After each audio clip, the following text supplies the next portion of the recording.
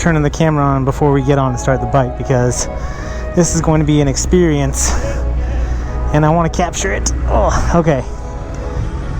Ignition on.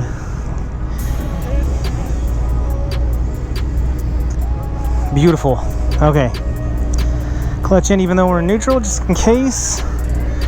Here we go. Oh, that's beautiful. You guys, today we are riding the 2022 GSX 1300 RR, otherwise known as the Hayabusa. And I'll start this off because I do ride a lot of motorcycles that are for beginners, and I try to make helpful videos for all of you.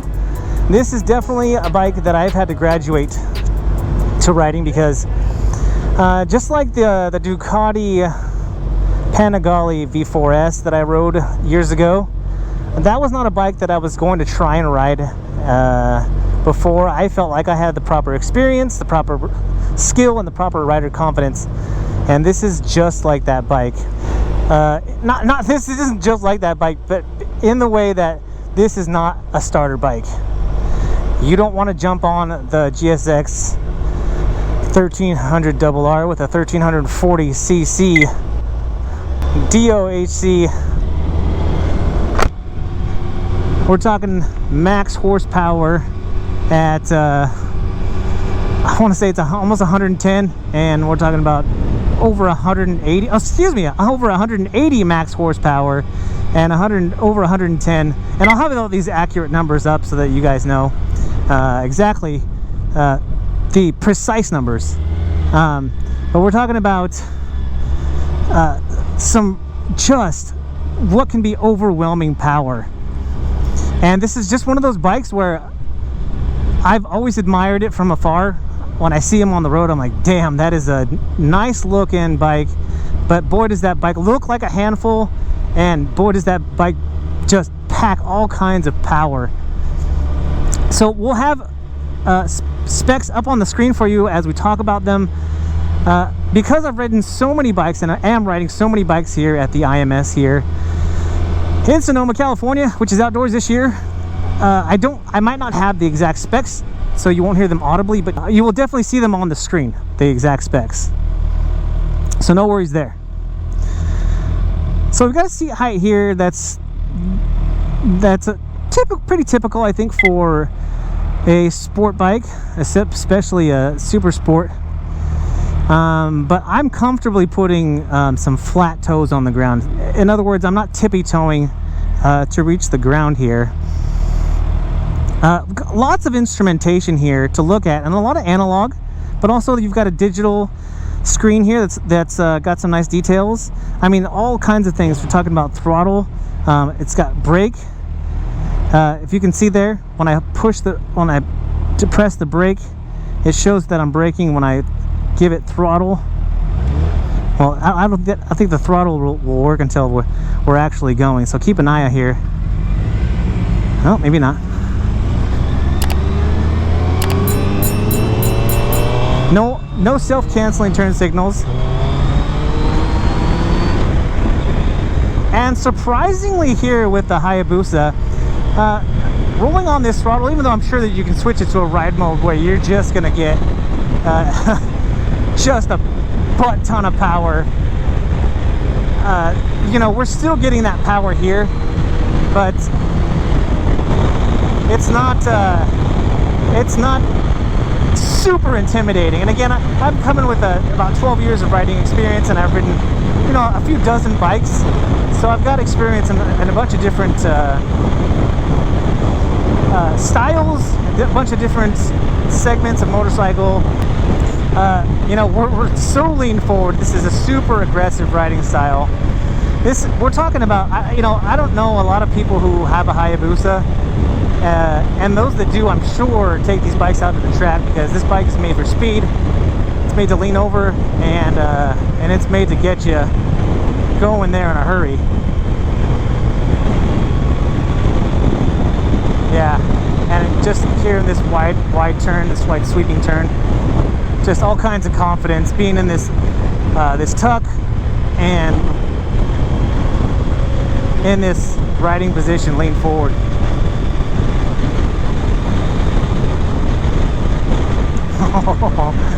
Oh, this is awesome. And just like it took me a while to get the courage to ride the Panigale, same thing with this bike.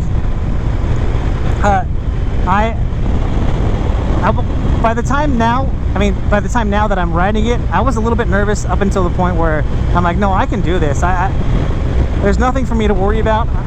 I have the skills and the confidence to ride the Hayabusa, and that, I think, is probably I'm gonna say is one of the biggest things before you jump on a bike like this. Is you got to have that confidence and definitely that skill. The 2022 Hayabusa is a third generation of the Hayabusa. It's been a while since they've released a new version of the bike. From what I've read and what I've learned about the Hayabusa is that this new version isn't like an all-new re-engineering of the bike, but instead what they've done is they've absolutely refined. They talk about over 500 new parts on this bike that they've done to make it just an all-around better bike. And so what you're looking at is not necessarily like a completely new approach to the Hayabusa, which from what I've heard, some people were disappointed that it wasn't like an all-new bike. But what that tells me is that's a testament to Suzuki, and that they've made a bike here that's been through 3 generations, over 20 years, and that this is only the 3rd iteration of the Hayabusa, that they're doing something right. If I'm I usually talk quite a bit on these test rides, but if I'm not talking, it's because I'm just enjoying this. I mean, I've been waiting so long to get on one of these, and this is this is just a lot of fun.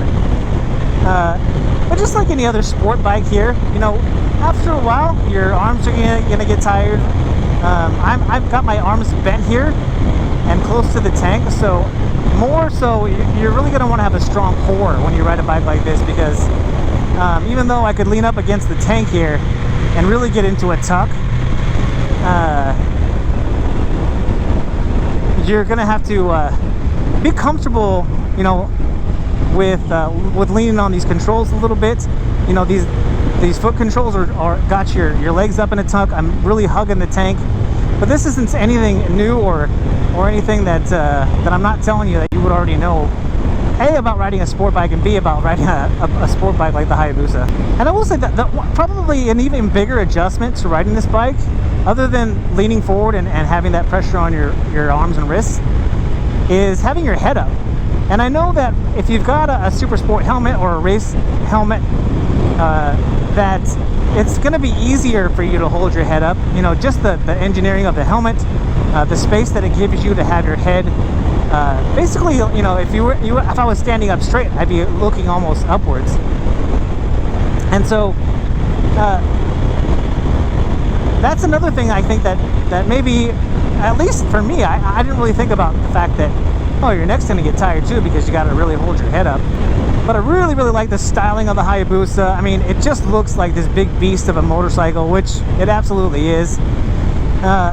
But having not ridden one in the prior iteration, what I will say is that for me, who was somewhat intimidated just by the specs alone on this motorcycle, and kind of the size too, you know, this is a well-balanced bike.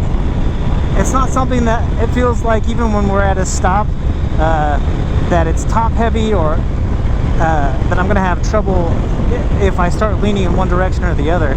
So it's really well balanced. I mean, that it helps that it's so low to the ground, but all of these things that intimidated me about it is kind of being put at ease as we've ridden it here for a little bit. Another thing I'll say about this windshield here is I've ridden a couple of sport bikes today, and the windshield has kind of added quite a bit of buffeting when you're riding. And what I will say about this one, and you can probably hear it while we're riding in the video, is that, oh, and this has quick shifter, so we're going to try that out too. as we get going here, that this windshield is really deflecting this wind nicely. It's not shooting it right at my face. It's putting it right over my head, and the buffeting is minimal, so that's really nice too. And we're gonna try this quick shifter here, and that's exciting. I have not ridden a bike today that has the quick shifter. Here we go.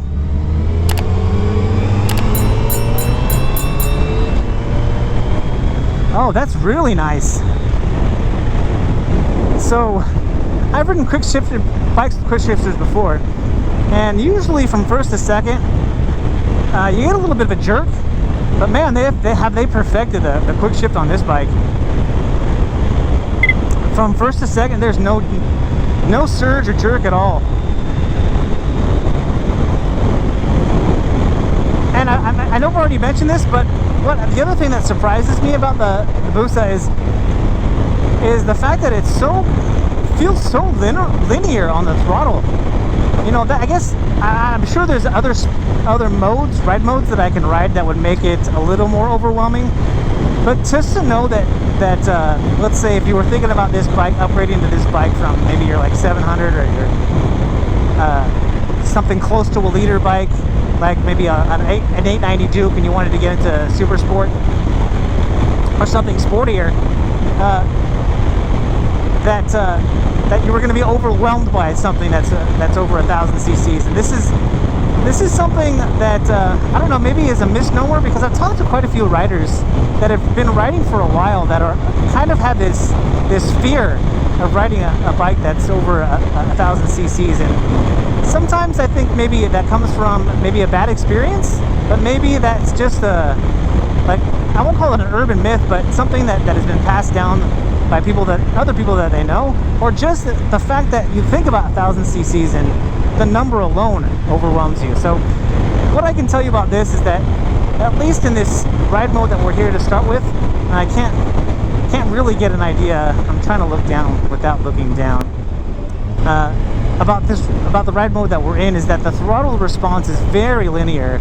I mean, I'll kind of show you here. If I really get on the throttle, we can surge forward quite a bit, but looks like we're going to get into a bit of traffic, so we're going to have to wait on that. I was always curious about the quick shift because I wasn't sure if that meant what purpose is there for a clutch if you're using a quick shifter, and typically it's just from first to second gear where you're going to want to use that clutch. But on this motorcycle, yeah, it doesn't matter.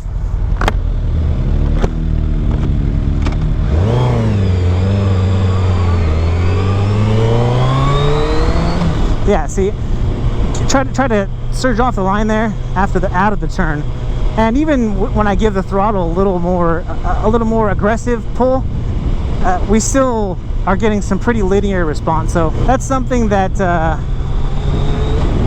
you can change in ride mode. And again, these are all adjustments that you make. Maybe the throttle response for me seems kind of tame because the bike that I ride is a 1290 Super Duke R.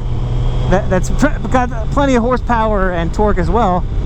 For me, the throttle response may not be so bad, but you might feel a little overwhelmed by it. So again, all of these things are relative, which is why whenever I do these test rides, I always urge people, the viewers, which is you, to go out and try these bikes for yourself, because you're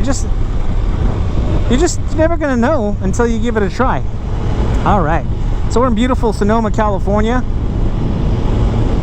And speak of the devil, Sonoma Creek.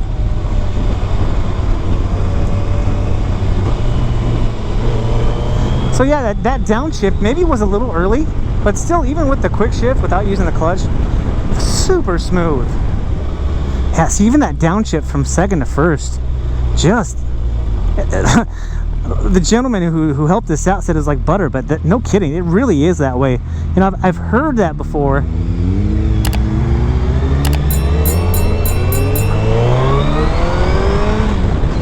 I think that guy got his front tire off the ground. Woo! Yes! Woo!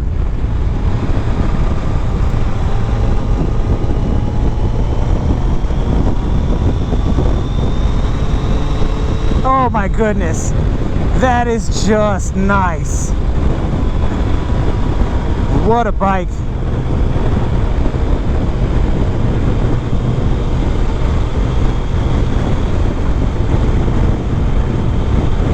I would have liked to get into that turn just a little bit more, but that was still nice.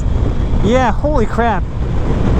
So like I said, we got that liquid cooled inline 4 that's 1340 cc's, and I am feeling the heat a little bit from the engine here underneath me. You know, you've got the dual exhaust that comes up on both sides in the rear, and it's not, I'm guessing it's not the exhaust that I'm feeling, it's the heat from the engine. But we have been in quite a bit of traffic here, so I wonder once we get going, you know, for a liquid cooled engine, I have experience, you know, my bike's a liquid cooled engine. You know, you do experience some engine heat, but maybe it's because we're so low and so compact in this bike with such a large engine that you're feeling that heat a little more. All right, so we got ABS. Had to use it a little bit there for this quick stop. Well, try not to put a foot down as we maneuver here slowly. Yeah, and I'm trying to explain how well balanced this bike is. You know, for me, that test is when you get into almost stopped, and you don't have to put a foot down. Not because you're not trying, like because you're trying to balance your bike. But for me, it's more of a how well is this bike balanced, and how long can I go before I have to put a foot down. And in the case of this bike, the balance is so good that as long as you're just moving a little bit, I don't feel like I gotta get that foot down. Alright, as we're stuck in traffic here, didn't really talk about the controls on this motorcycle, so I guess we can go through that really quickly. On the left, because you got cruise control standard, you got your cruise control set on the left, and the cruise control on and off on the right. But on the left, you also got your light controls for high beam and pass, and your turn signals and horn on the left. And on the right, you got your on and off switch that's combined with the kill switch there. Like I said before, your cruise control on off is on the right, and your hazards are also on the right. So lots of other bells and whistles on this bike that I'm not, and I can't really get into, mostly because, you know, I'm not, even though I'm comfortable and confident on this bike, it's just not a bike that I want to start messing around with settings on a demo ride.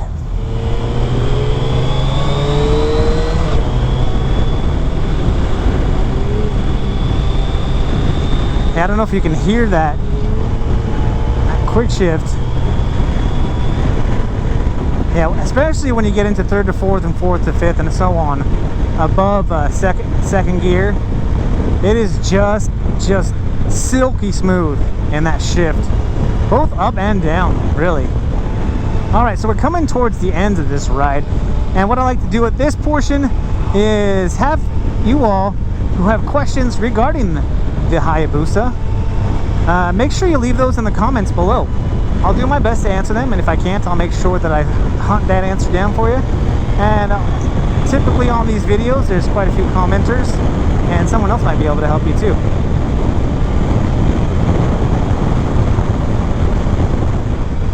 I have a real safe guide here. Usually on these rides, you get somebody who lets you get a little spirited out here. Our guide today is I noticed he had the CHP safety course emblem on his vest, and so, you know, that's really good, especially when you get out here with riders who might do something stupid if you let them. So kudos to our guide today, Ophir. Thank you very much. And thank you everyone for watching. I'm going to wind this video down here before we get back to our venue, which is the IMS Outdoors in Sonoma, California. Thoroughly enjoyed this ride, you guys. If you're considering the Suzuki Hayabusa, aka the GSX 1300RR, give it a ride, man. This is a treat, and especially if you can get out here on like at a demo event, where you can really open it up, really lean into some turns. Absolutely, I would recommend doing that. But slow speed, high speed, it doesn't matter. This bike seems to do all those things well. You know, you got your setbacks, your physical limitations for those of you who might be a little bit older, or just those who aren't physically capable, where you've got to be in this tuck while you ride. Your wrists are going to get tired, maybe your shoulders a little tired, your neck. But man, if you're able and you're considering the Hayabusa, just do it, man. Alright guys, if you enjoyed this video, you found it helpful at all, make sure you hit that thumbs up down there, which is the like button. And if you haven't already, smash that subscribe button. Guys, if you are out there riding, please be safe. Be kind to one another. My name is Eric. I'm that one guy. I am out.